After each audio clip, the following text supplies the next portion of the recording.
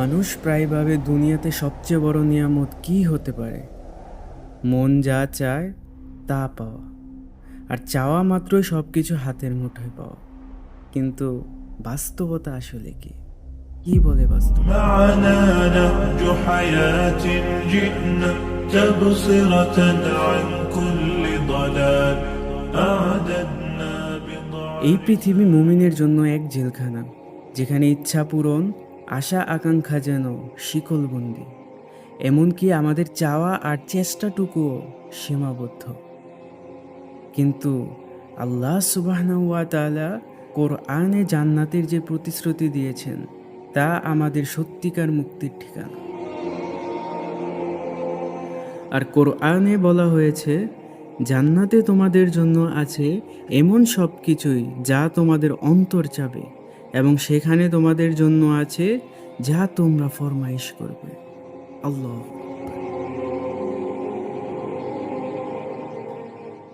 জান্নাত এমন এক জায়গা যেখানে মুমিনদের প্রতিটি ইচ্ছা পূর্ণ হবে।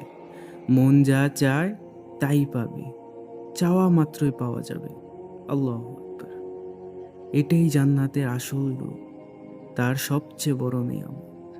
কিন্তু এই নিয়ামত অর্জন কিভাবে সম্ভব? বন্ধুরা, দুনিয়ার জীবন হলো পরীক্ষা। এটা মুমিনের জন্য এক বন্দিশালা, এক সীমাবদ্ধ অবস্থান।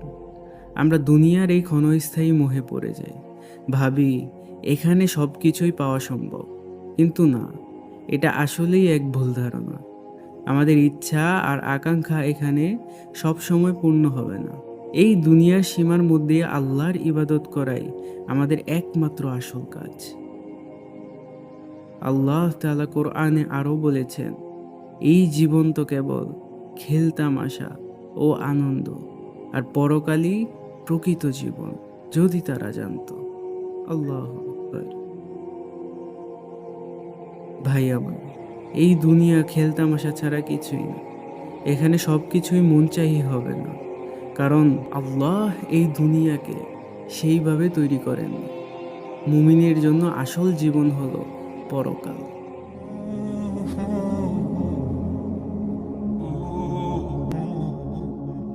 তাদের জন্য জান্নাতই অপেক্ষা করছে, সেই আশাকাঙ্ক্ষিত সেই জীবন, যেখানে ইচ্ছার কোনো সীমা থাকবে না।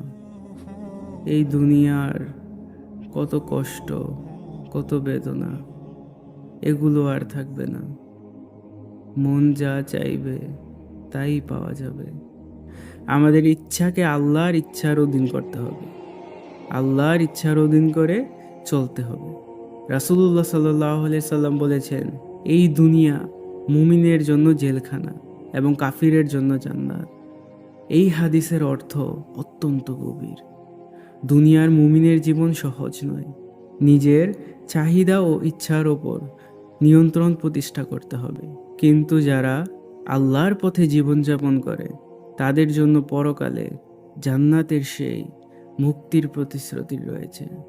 জান্নাত, যেখানে প্রতিটি ইচ্ছা পূর্ণ হবে, মন যা চায় তাই মিলবে। আল্লাহু আকবার।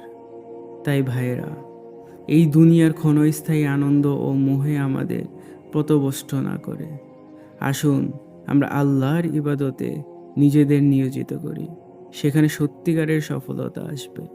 এই জীবন তো শুধু পরীক্ষা, কিন্তু জান্নাতই হবে আমাদের চিরস্থায়ী মুক্তির ঠিকানা, যেখানে ইচ্ছা এবং চাহিদা পূরণের কোনো বাধা থাকবে না।